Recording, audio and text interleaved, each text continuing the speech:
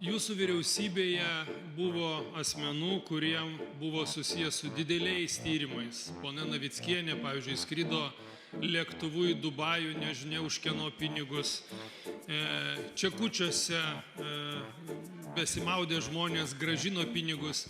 Ir jūs vyriausybėje nutylėdavote apie tai, užmerkdavote akis ir toliau veikdavote kartu su jais.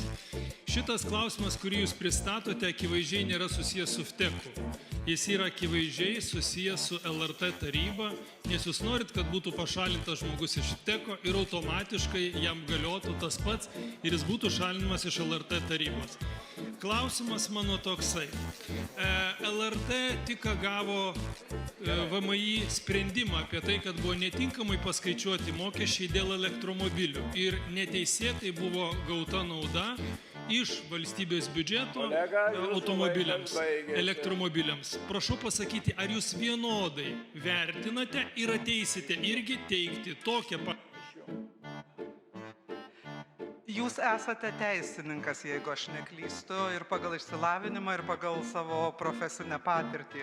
Tai nežinau, kurioje vietoje LRT įstatymė jūs perskaitėte, kad tokiu atveju, jeigu ponas Beinoravičius būtų atleistas iš tarnybinės etikos komisijos, visiškai ne tuo pagrindu, kuris yra taip pat ir LRT įstatymė, tai yra pažeidus nepriekaištingos reputacijos reikalavimą, o visiškai kitų pagrindų, kuriuo mes siūlome jį atleisti dabar, kad tai reikštų kažkokią jo kadencijos LRT taryboje pabaigą. Tai gal jūs tiesiog pasiskaitykite ir pamatysite, kad taip nėra. Jova, kad mano žiniomis jo kadencija ir taip eina į pabaigą. Gal jis bus paskirtas dar kartą, bet šito aš nežinau ir galbūt jis pats šito nežino. Ir šiaip jūsų klausimai yra labai daug manipulacijos visiškai nesusijusios su šita tema. Monika Navickienė atsistatydino iš ministrų iš karto, dar daugiau ji išėjo iš politikos. Linkiu ir kitiem prisidirbusiem politikam tą patį padaryti. Ačiū.